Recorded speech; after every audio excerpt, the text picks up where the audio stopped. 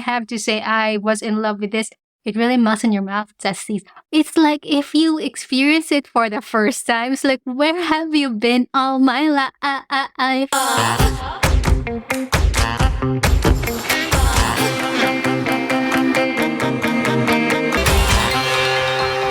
Hey there, Zesties. You're tuning in to the Gleeful Talkshow, where we share zesty stories to cultivate the happiness and hero within and out. On the show, we talk about personal experiences and development, society, and culture. So if these are the topics that you are interested in, then please stay tuned and subscribe to the podcast.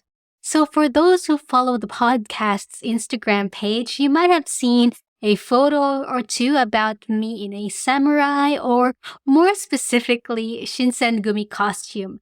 Now, that has been a while, right? I know, there's just been so much happening lately that I didn't have a chance to sit down and chat about this very specific topic, very personal and close to my heart. It's about Japan, my Japan trip. I might have mentioned in previous episodes before that I have been to Japan recently and circumstances in the past that has prevented me to visit the country. But alas, in May of this year, finally I was able to visit Japan, a country that I have been, you would say, borderline obsessed when I was in my teens. So it's no secret, especially for those who know me, that I really like anime. And in fact, I have a podcast, a separate podcast dedicated to anime reviews and, watching anime and commentary about anime. And yes, of course, I'm also obsessed about Japanese culture, even when this wasn't a thing yet. Back in the day, anime was for, I would say, weird kids. Well, some might argue that people who like anime are still weird, and I don't blame them. I would say that anime nowadays is becoming more mainstream. Anyway, enough about my obsession. This episode is more of discussing the surprising things I have discovered when I was visiting Japan. So for any of the zesties who has been to Japan or would like to visit Japan, please let me know on the comments down below on which places you have been to and any stories that you would like to share to the podcast. So please send your responses to gleefultalkshow@gmail.com or comment down on the comment section of Spotify or on the review side of the podcast. Now, you might say, of course, I am surprised with the culture just because I haven't been there and I'm not, Japanese, yada, yada, yada. But guys, this would be coming from a person who has been obsessed with Japanese culture when she was still young. So, okay, when I say obsessed, more of like admire.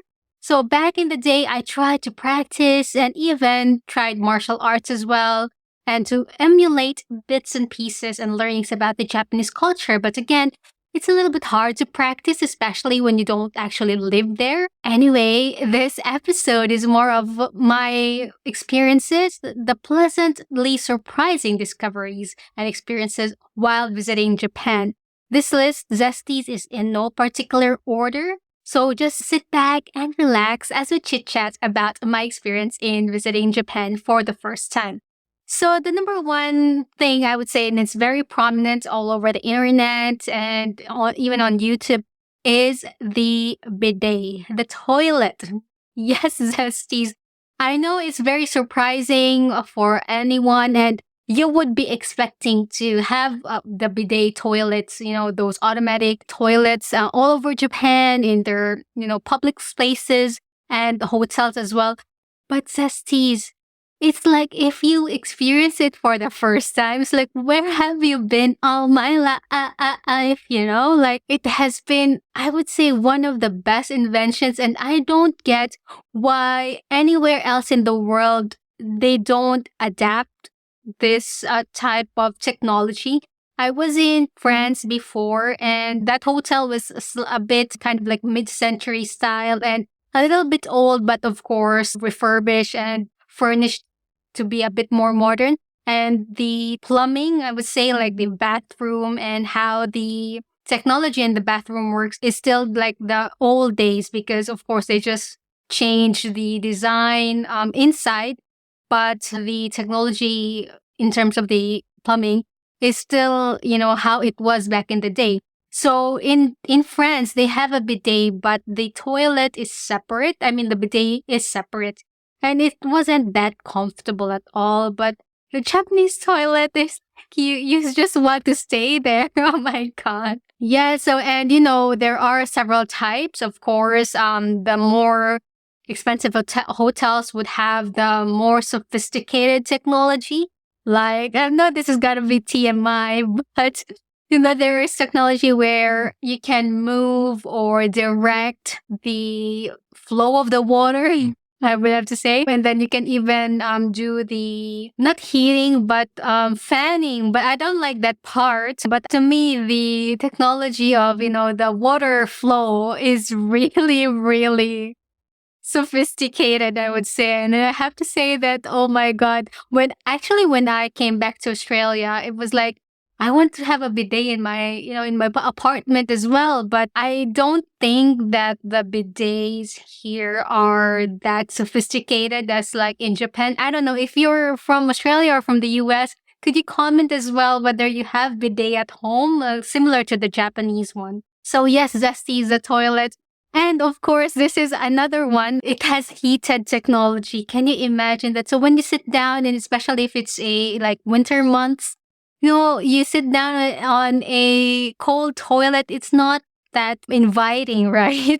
But their toilets, some of them, their toilets are heated when you sit on it. So it's a very, very, comforting feeling. I know it's weird that I'm obsessing or I'm, admiring the toilet, but toilet's part of your everyday life, right? So if you have this type of technology that you use every day, is really, really life changing. Another one on my list is the pajamas in hotels. So I don't know, no one in YouTube, I haven't seen anyone talk about it that much, the pajamas on the hotels. So the hotels seem to give you pajamas to change. Of course, the pajamas are one size, but they fit most body types as well, even like the tall ones. And, I'm pretty short. So that's a very, very nice touch, I would say, because, if you are a traveler, you want to be comfortable sleeping, right? And it's just a very nice touch that the hotels provide these pajamas apart from the bathrobes. And since we are already in the bathroom realm already, the bathroom is also well engineered in a way that it saves space and also the little things. What's interesting is that even the space is very small.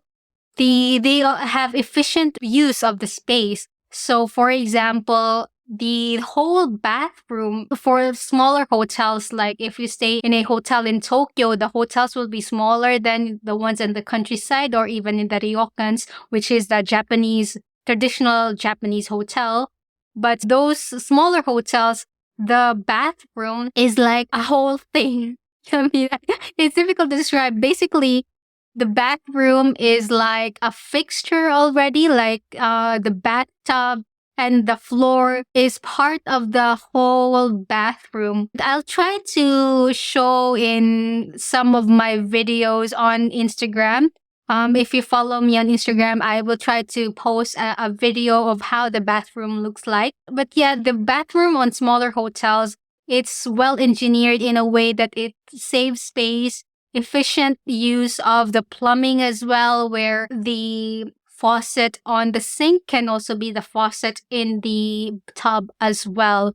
And again, the flooring is also easy to maintain in a way because it's part of like a capsule bathroom, but it's still really pleasant to, shower and stuff. But I don't really like using the bathtub in a way in hotels, especially if it's like maybe like a 3-star hotel. Maybe if it's a 4-star, 5-star, I use them, but 3 stars, I'm just not that comfortable. But of course, they are pristine as well. They are well kept, and we are not into those backpacking hotels. Maybe I feel like I'm too old for that already. But yeah, the bathroom is pristine. And even the smaller hotels in Tokyo, they still provide the comb as well. Like those little touches, I'm very impressed. And it's a joy to stay in, like despite the very small spaces, and again, very well kept and very efficient use of the small space. And another interesting thing, which I know everyone already knows about, but it's really different if you experienced it firsthand, which is a lot of walking. The walking distance into the different places. And because Japan has a very intricate and well engineered public transport system, it's way more comfortable and way more easier basically to travel around Japan using their public transport. But I'll get to it later. But driving around Japan is also as comfortable as well. For now, the walking distance I wanted to discuss is that if you go to Japan and you plan to use the public transport, please be mindful in a way of your footwear. So I kind of know about it already, but it's really different if you experience it firsthand. So I didn't bring any heels, but I brought some boots that have a block heel and a sandal that is like maybe like 1.2 inches or 2 inches at most in terms of height of the heel. But two of the boots that I brought was like a cheap kind of boots. It's just because I didn't want to bring like the ones I had for winter. So I brought like some cheap boots, and eventually zesties I had to buy new rubber shoes basically because I was just so tired. I think when on the fifth day, I don't know, maybe the half of the trip already, I bought a new Onitsuka shoe, which is also a good thing for me because I wanted to try out the Onitsuka Tiger, which is I think a brand that originated in Japan. And I got the shoe that is only found in Tokyo. I mean the design. So that was in a way worked out well for me. And just so we're in the topic of shopping, just also be aware that you can actually claim the tax or you can buy without the tax in the purchase price already. So just check the merchant on whether what works for them, and they are quite helpful as well, especially with the tourists and around especially Tokyo. So yes, the walking distance is really unimaginable. Like we've ate a lot of food there because as you know, Japan has one of the best food in the world, and I think even it's the only place in the world that has the most Michelin star restaurants per X kilometers. So yes, we ate a lot, but I didn't feel like I was bloated or well, I was bloated in a way, but I didn't feel that I gained weight. And in fact, I did lose weight despite the eating like several courses because of the hell lot of walking in Japan. So yes, with any other trip, right? If you go on a trip, you always walk around a lot. But to me, my Japan trip has the most walking I have ever done in all of my trips abroad. So, yes, it was nice. It was really good to be able to have a lot of steps. And then when I came back to Australia, the Apple Watch was saying like, oh, there is a huge change in your steps, which is funny. But yes, it's prepared to walk a lot, which is really good for your health anyway, right? So, and speaking of walk, I would have to say that although I already know that Japan has a good transport system, very intricate, and they have underground public transport and trains, and even I've experienced that in London when I was there as well, and even like in Europe, like underground. But Japan, I would say that it has an underground city, Zesties. Is really, really different. Hong Kong has underground, shopping areas as well.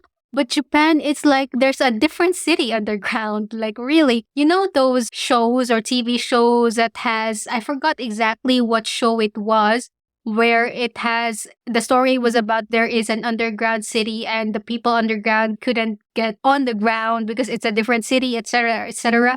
That's what I felt when I was there because, underground is like you can actually just live there, and don't even know that there is a city above you, I know I might be talking alien here, but for those who have been to Japan, would really understand what I'm talking about. And for those who want to go to Japan, this is something very exciting for you as well because it's different. I just can't imagine how they did it, because you have to dig a whole lot of, earth beneath you.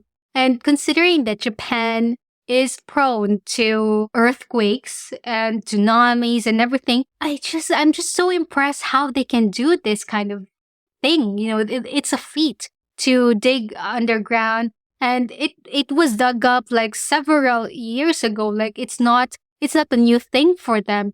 So for them to do that type of feat, and with the technology back in the day, you can really imagine how advanced Japan already was way back then. Like it's ahead of their time. But unfortunately, I would say that a lot of new players now, like South Korea, in terms of technology, is now ahead of Japan. I would say, I don't know whether you agree or not. It's just an observation. Of course, this is not the real thing. This is just my observation. But I'd say that Japan before is really ahead of its time. And, you would see this in their underground cities and underground amenities. Like, there is a shopping mall there. There are restaurants. It's really different. And you can see that they've dug like several meters underground. And to do this in a city or a country that is prone to earthquakes is just unbelievable. So very, very impressive there. And speaking of earthquakes, actually, when we were in the airport from Japan going back home to Australia, there was actually an earthquake. We experienced an earthquake. I mean, it's like your Japan trip wouldn't be complete if you don't experience earthquake, you know? And funny thing is, everyone was just cool about it. I can really feel that it's okay. So for those zesties who are not aware, Philippines is also prone to earthquakes. We are in the ring of fire, I would say. And then I've experienced a very bad trauma back when I was, I think, 20s, when there was a massive earthquake. I think maybe more than 7.1 magnitude or something like that back in that day. And I was traumatized about earthquakes back then. I literally had, I would say, PTSD, wherein I couldn't sleep on the second floor of the house because I feel that it's gonna crumble. The house is gonna crumble. So I know the feeling of having a massive earthquake or experiencing an earthquake. The experience when I was in Japan was extremely different because the building just swayed. Imagine where you are on a boat in the sea and there are just waves in the sea. You're experiencing the waves. It's kind of like cradling you in a way. So that's how the building felt. That's how I experienced it. Whereas when I was back home in the Philippines, when experiencing the earthquake, whether commercial or residential building, the ground doesn't sway. But imagine there is like a train near you and it's like really shaking, literally shaking. Like the ground is like, it's difficult to say like other than the word shake. Let's say on the table, you see that your glass is going up and down. But let's say going up and down feeling if you are in the Philippines, but when you are in Japan, it's like going sideways just because it's just swaying, which is, but I was still like very scared just because I already had that trauma, but everyone was so cool about it. And I know I'm confident that Japan would be able to pull through, but I was actually dizzy when I was experiencing it. But everyone was still too cool about it. So yes, that's another surprising, although, it's like you know it already, but it's different when you experience it. Still to come on the Gleeful Talk Show. Did you know that employees attend compulsory annual fitness checks and companies have healthy weight targets? And I might have a personal and controversial take on this one. One of my dreams, Zesties, is when I go to Japan, I want to... Another pleasantly surprising experience is that, literally food and restaurants everywhere, but no one is fat, And I know that everyone knows this already, or maybe not everyone knows this, but Of course, there are various reasons to why, Japan has the lowest obesity rate of the developed countries. And the most obvious one is in Japan, of course, what I've talked earlier, that you have to walk long distances from station to station. It's just the nature of the country, right? And the culture, of course. And a lot of foreigners who have been to Japan credit the Japanese diet as well for keeping everyone slim. While there's no denying that the Japanese diet is healthier than most countries' diet, there's more to it than their diet. Did you know that employees attend compulsory annual fitness checks and companies have healthy weight targets? So in 2008, Japan took a unique approach to combat obesity with the introduction of the metabol law. Rather than just focusing on weight, this law set specific waistline limits, 85 centimeters for women and 90 centimeters for men. Stray beyond these boundaries and there are consequences to face. The responsibility of enforcing this law falls on employers and local governments who annually measure the waistlines of around 50 million Japanese individuals aged 40 to 74. The term metabol stems from metabolic syndrome, a cluster of health issues encompassing cholesterol, triglycerides, high blood pressure, and elevated blood sugar. Left unaddressed, metabolic syndrome can pave the way to serious conditions like stroke, heart attack, and diabetes. For those who don't meet the mandated waistline criteria, a series of intervention kicks in. Counseling sessions, remote monitoring via phone and email, and motivational support. But it doesn't stop there.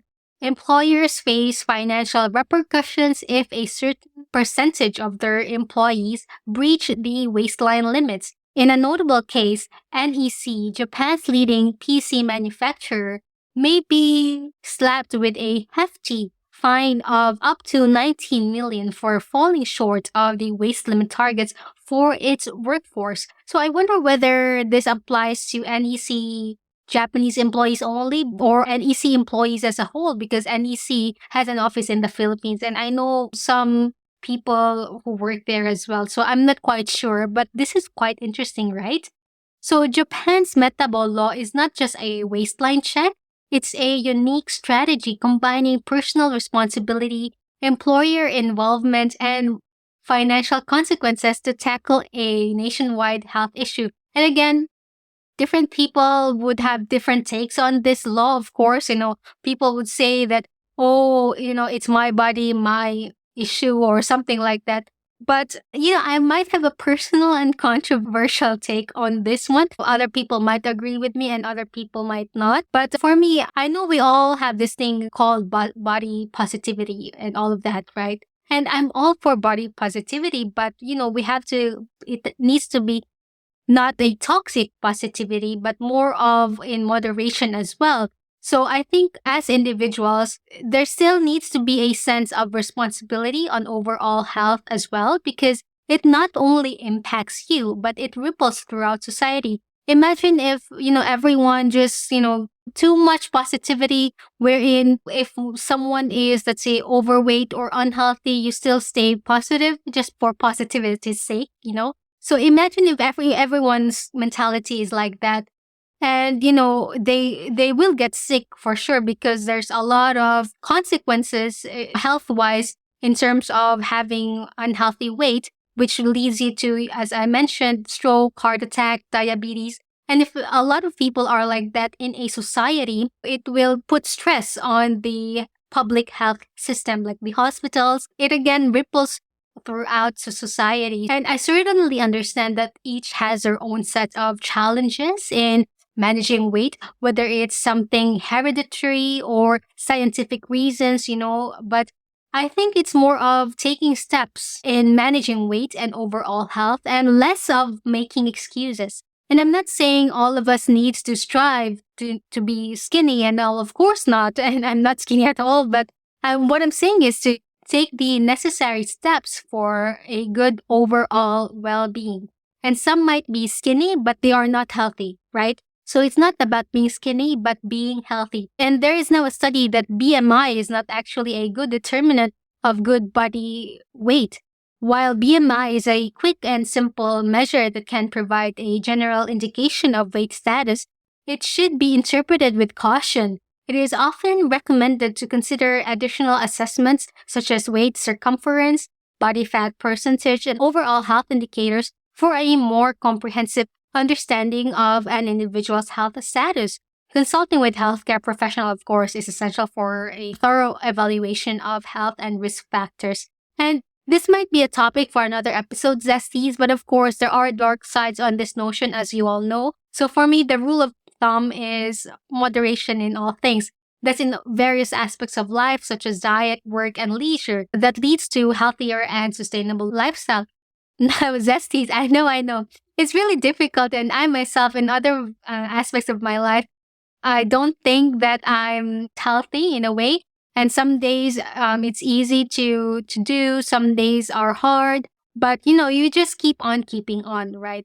So anyway, I've veered too much away on the main topic, and let's get back to discussing about Japan. So Zesties, we went to Tokyo, Osaka, Kobe, Kyoto, Nikko, and Fuji Kawaguchiko. And while it's no surprise to many that Tokyo and Kyoto are beautiful cities, I'm pleasantly surprised how much I enjoyed my stay at Nikko, Fuji Kawaguchiko, and Osaka. And if you have to ask me on which city I will go back to next, it's definitely Osaka. It's my favorite city by far in my trip. And of course, I love everything, but I was just really pleasantly surprised about Osaka.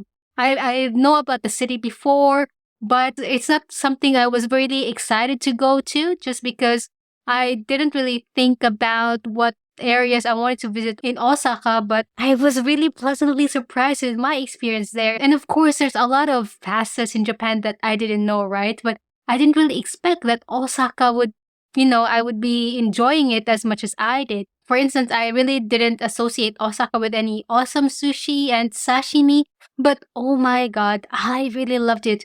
We visited this sushi place in a restaurant where you can't walk in, but you need to book ahead of time.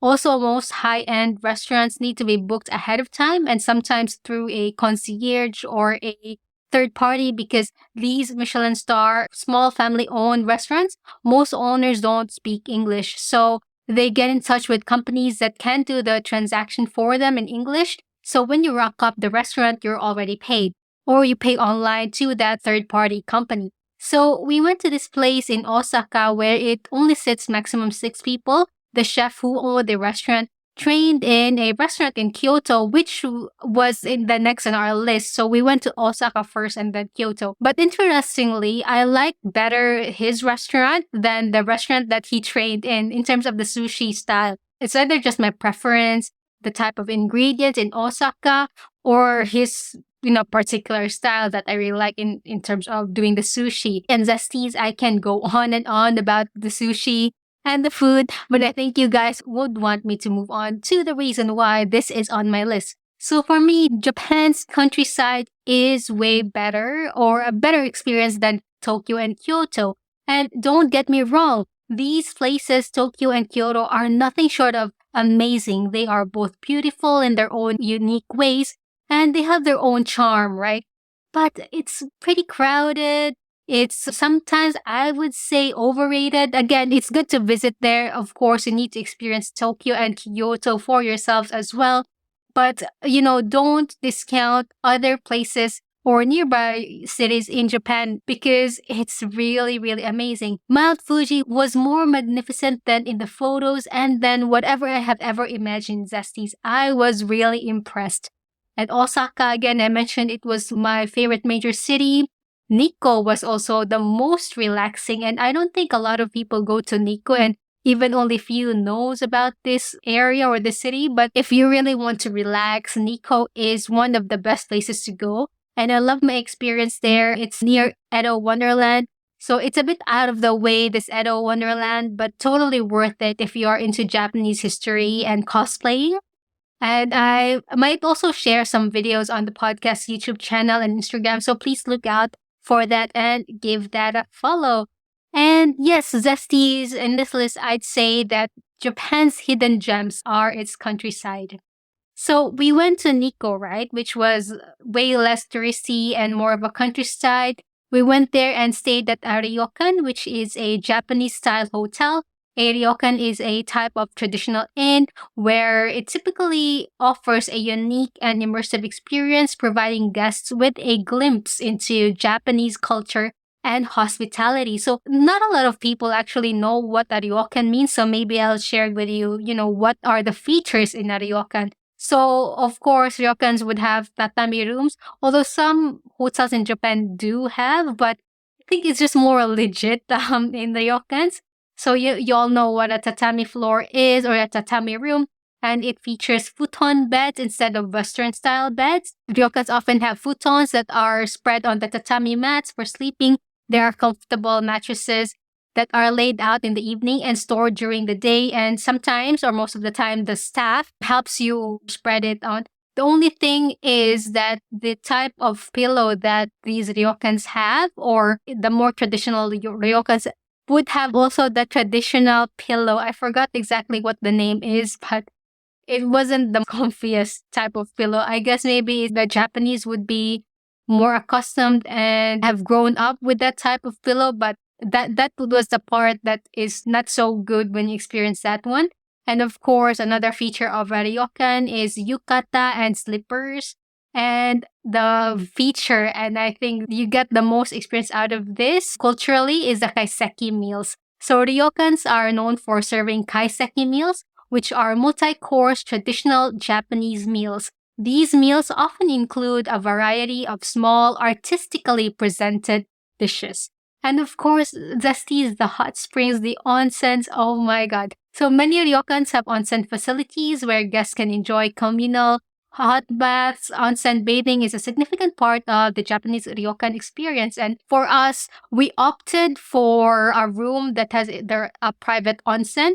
And for those rooms that do not have private onsens, you can also have an onsen bath privately, but outside your room, which you need to rent for an hour or two.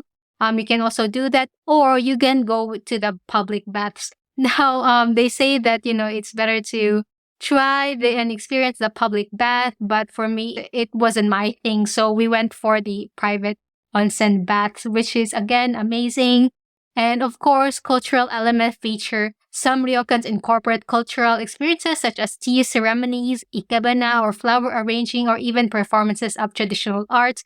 I opted for the shiatsu massage, which was, I feel like it was super legit because the therapist was like an old lady. It just feels so legit. So ryokans vary in terms of size, amenities, and price, offering options for different preferences and budgets. Staying in ryokans has made our trip more memorable and culturally enriching. You get to experience a different side of Japan that is outside mainstream how YouTube shows you. And of course, there are different price points, but if you can, zesties, opt for a little bit pricier one, and the experience is priceless. So we went to ryokans in Kyoto, Nikko, and Fujikawa Guchiku, and oh my god, that experience was really remarkable and memorable. So guys, if you can, stay in a ryokan. And then next on my list, zesties, is Kobe beef. So of course, Kobe beef, as everyone knows, is a highly prized and sought after type of Wagyu beef, known for its exceptional marbling, tenderness, and rich flavor. So we went to, of course, Kobe for the Kobe beef, right?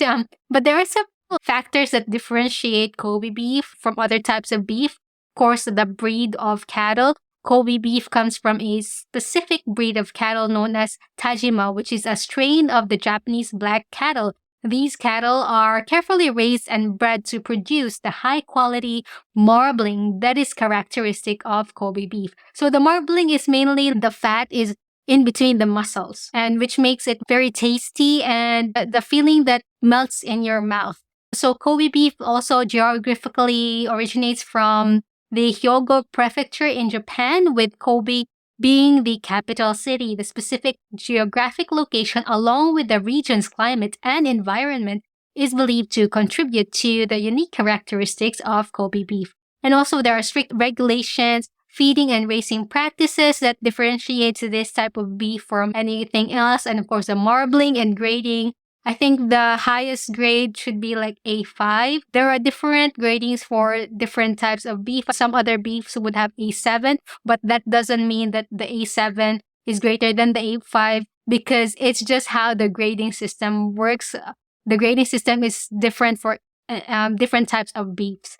And again, so its flavor and texture, Kobe beef is renowned for its rich, buttery flavor and then that melts in your mouth, tenderness. And I have to say, I was in love with this. It really melts in your mouth, zesty. But to each his own because my husband doesn't like it. He prefers another type of wagyu. So again, it's gonna be different for everyone, but I really like the tenderness of it. It's really, really amazing. I move on because I can just talk and talk about food, zesties, and you will just hate me for talking about food all the time. But anyway, the next on my list, zesties, is the school kids. I mean, oh my god, there are school kids everywhere. Not that I'm complaining, but I'm just pleasantly surprised that there are so many kids going on excursions or school trips, field trips, and on in their uniforms. So I remember back in when I was in the Philippines in elementary school or high school, I don't remember that if we go on a school trip, we use our school uniforms. But apparently in Japan, even if it's on a Saturday or a Sunday, if you go on a school trip, you need to be in your uniform. And it's funny because one of my dreams, Zesties, is when I go to Japan, I want to be in a schoolgirl outfit because I was, so much into anime and, just that feeling of being a schoolgirl and putting on a schoolgirl uniform to me is just emanates youth and youth sometimes you cannot get back, right? So this is like a once in your life opportunity to be at this point in time that you are still able to cosplay a schoolgirl. So I went with a schoolgirl outfit and there were a lot of school kids there and it's just funny because I can blend in. The only thing is that because I was in a black uniform and then a lot of the school kids or school uniforms at that time were white and blue. But I was in a black one because it's something that I just bought online. But the funny thing is, in the Shinkansen or one of the trains, there was a kid who was like a dark blue navy uniform. If I would have been on my schoolgirl uniform at that time when the school kid was there on the train, we would have been classmates. If you imagine that. So that was pretty funny. And I'm so glad that I was able to, reach my little dream of being a schoolgirl in Japan. And another on my list, Zesties, is just, again, the little things I was pleasantly surprised of. I've mentioned about toilets and the toilets, right? It's all about the toilets, but it's a lot of the little things that the Japanese think through. And all of their products, you can really tell that there has been a lot of thought put into it. So for example, again, I'm gonna go again to the toilet, but not the toilet per se, but the bathroom. So the place where you put the toilet paper or the roll, the container has something where you can place your phone on it. So again, the little things, right?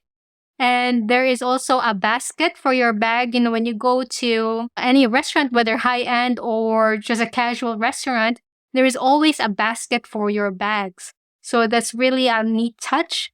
And then, of course, the hand towels as well. I really love it. Some more casual restaurants, they give you a hand towel that is packed in a plastic. Again, although it's a nice touch, but, we can do away with the plastic. But I understand that these are tissues that they give to the guests. So that's why it's like on the plastic. But on higher end restaurants, they give you a warm towel to cleanse your hands with.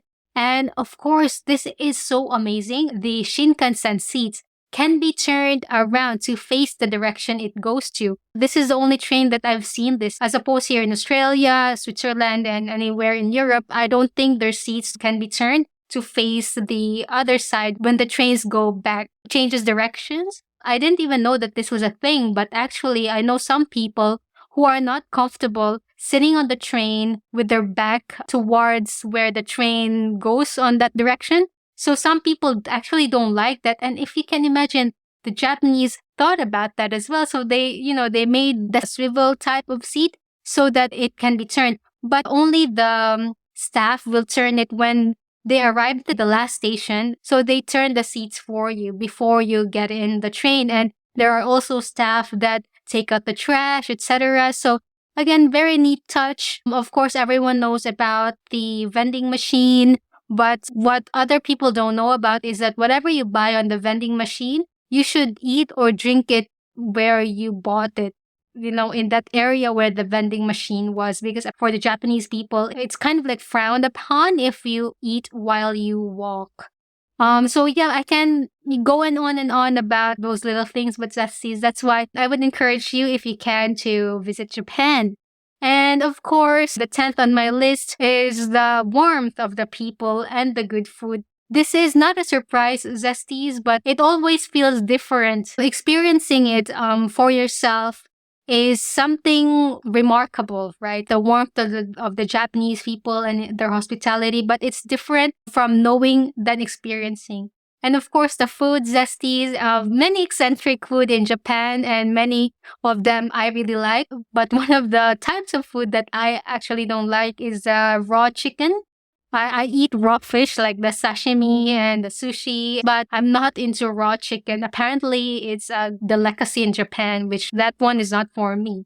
So yes, zesties, I'll just end my list there because it's gonna take a lot of time in this episode, and I can again go on and on about the things that I love in Japan, and how memorable it was for me visiting there. It was definitely a dream come true. And yes, it's definitely a dream come true because I have been wanting to go there since I was on my teens, zesties. I used to sit on our balcony back then looking at the horizon. This is literal. I look at the horizon and think about, oh, how is Japan doing today? I know it's really, really sentimental, but it's just me. I'm a bit of melancholic, So now it's come full circle to be able to, but after several years, I was able to visit it, and after 2 failed attempts as well. So if you have dreams, zesties, hold on to them.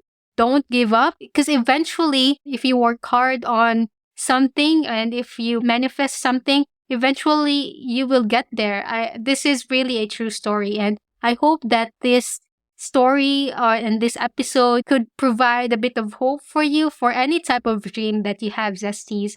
So yeah, I'm just gonna end there, and thank you so much for listening to this bit long episode. I hope that I was able to take you through a bit slightly on the Japanese trip that I had. And zesties, if you have already visited Japan, let me know what you enjoyed most about it. And if you're still about to visit it, what experiences are you looking forward to? Please let me know through the social medias, Instagram, Facebook, YouTube, or email to gleefultalkshow@gmail.com. And zesties, if you like this episode, please share it to your friends, share it on your socials. It will definitely help the podcast a lot. If you would like to give me a cup of coffee or two, please head down to the episode notes and click on the donation link. And again, thank you so much for our zesties who have been supporting the podcast all this time. And again, thank you once again to our patron Gem for always supporting the podcast. And zesties, I'll see you next time. Have a gleeful life.